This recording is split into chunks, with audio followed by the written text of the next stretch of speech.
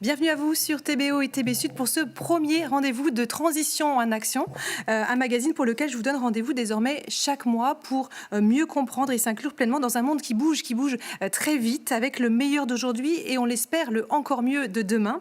Alors en Bretagne, les grosses vagues, on connaît, reste encore à savoir les prendre au bon moment, surfer dessus avec dextérité et prudence. Aujourd'hui, on va parler ensemble d'une très grosse vague qui nous arrive et qui est déjà là, c'est l'IA, l'intelligence artificielle. Avec moi, deux experts, deux passionnés. Bonjour Maxime Avez. Bonjour. Vous êtes Chief Data Officer du Crédit Mutuel Arkea. À vos côtés, bonjour Cyril de Souza Cardozo. Bonjour. Les téléspectateurs de TBO vous connaissent déjà puisque vous nous faites voyager avec vos cartes postales du futur. Alors première question, puisque le but de cette émission c'est de donner les clés de l'IA à ceux qui voudraient ouvrir la porte ou ceux qui l'auraient déjà ouvert pour en tirer le meilleur avec le recul nécessaire. Maxime et Cyril, c'est quoi l'IA et ça sert à quoi ? Alors, si je devais donner, moi, une définition, je dirais que, voilà, c'est une définition simple. C'est un système informatique qui cherche à reproduire un fonctionnement cognitif humain, quelque chose qui se passe dans notre cerveau, reproduire des tâches qu'on réalise avec notre cerveau. Et à l'intérieur de ce champ-là, il y a plein de domaines, dont l'un dont on parle beaucoup aujourd'hui, qui est l'IA générative. Ces IA qui sont capables, finalement, de générer, à partir de commandes exprimées en langage naturel, donc par la voix ou par l'écrit, de nouvelles données, de nouveaux textes, de nouvelles images, de créer en tout cas de nouvelles productions intellectuelles. Donc c'est un peu ce qui est sur le devant de la scène, mais le champ est plus large. Et Maxime ? Je vais plutôt rebondir effectivement sur ce que vient de dire Cyril. L'IA ne se limite pas finalement à l'IA générative, à ChatGPT. Pour donner quelques illustrations très concrètes dans le milieu bancaire, lorsqu'on va faire de la classification automatique de mails, de la lecture automatique de documents, de l'estimation de valorisation de biens, on n'est pas dans de la génération du coup de contenu. Et pour autant, on est bien sur des usages d'intelligence artificielle. Est-ce que Cyril, l'IA a déjà permis des belles innovations, voire même des révolutions en Bretagne ? Je pense au domaine de la mer, de la santé, de l'agriculture aussi, qui sont les forces de la région.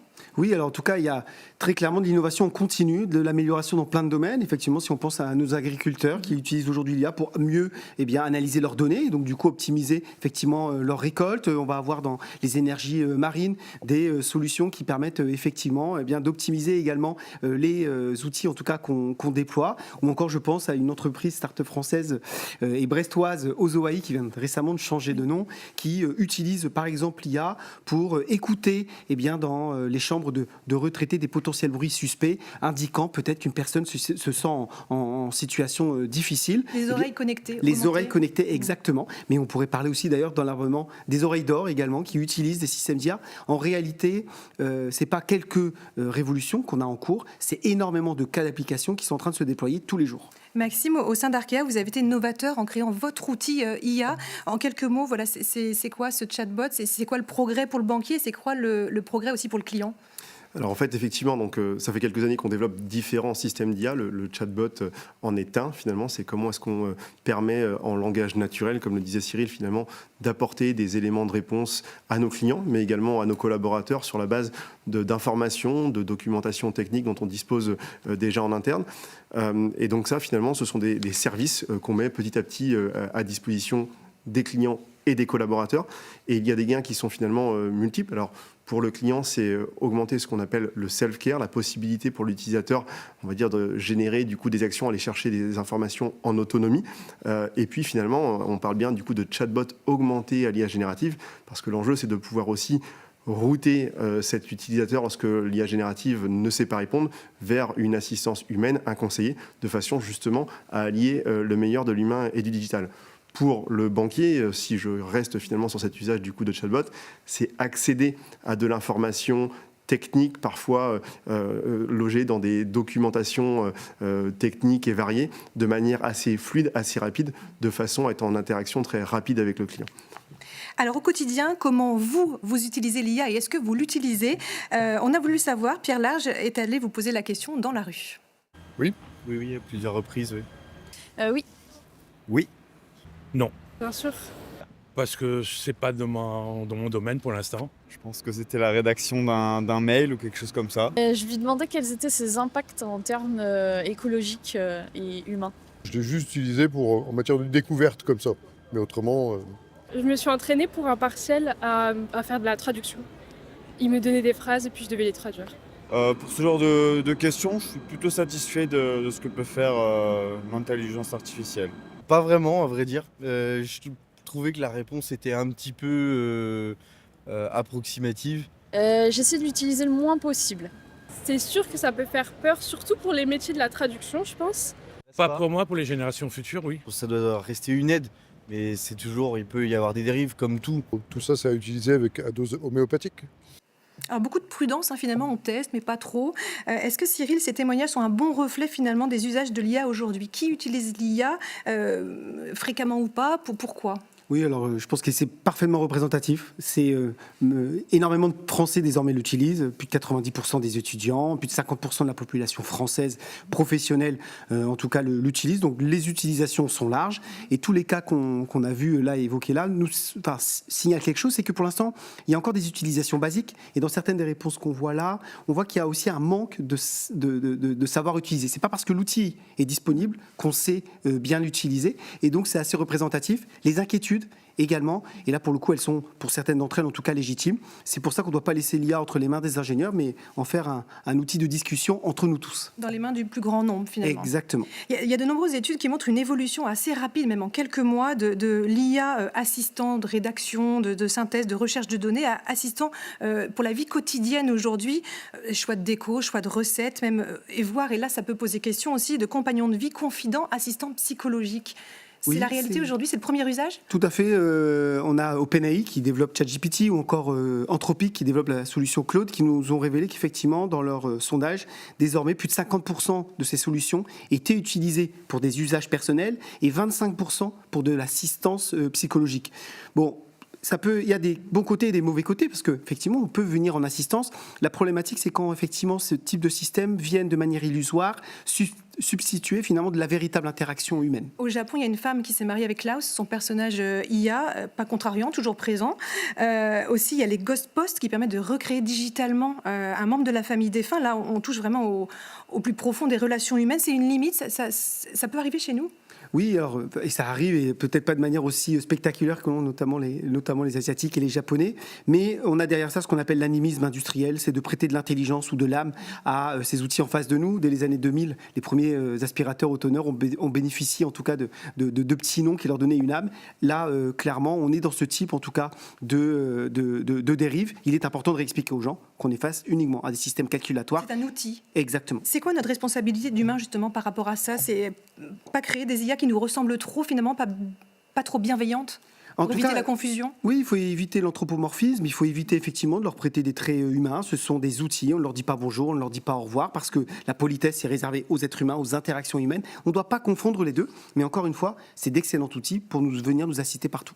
Alors, je vais vous présenter maintenant des étudiants. On parlait de mettre l'IA dans les mains du plus grand nombre. Des étudiants de l'ENSTA, l'école d'ingénieurs basée à Brest. En mai dernier, ils ont créé l'association Lycia pour justement accompagner les plus jeunes, collégiens jusqu'à la terminale, au bon usage de l'IA, puisqu'ils constataient beaucoup de curiosité, mais pas forcément avec le recul suffisant ou l'esprit critique.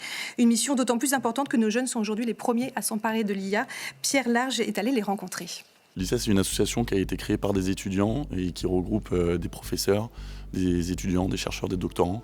Le but, c'est de sensibiliser les élèves du collège et du lycée à l'utilisation de l'intelligence artificielle.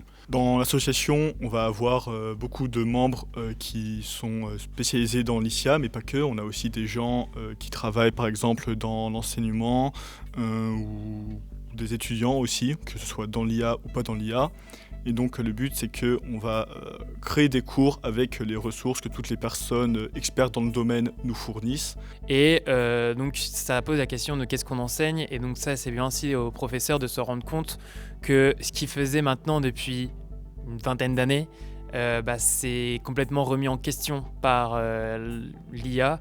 Et il y a des choses très belles qu'on peut faire avec l'IA et mener la réflexion sur l'enseignement plus loin.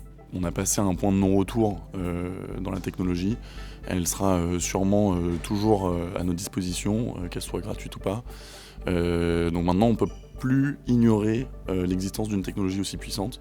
Il faut qu'on refactorise l'intégralité des cours en ayant conscience de la présence de cette technologie-là.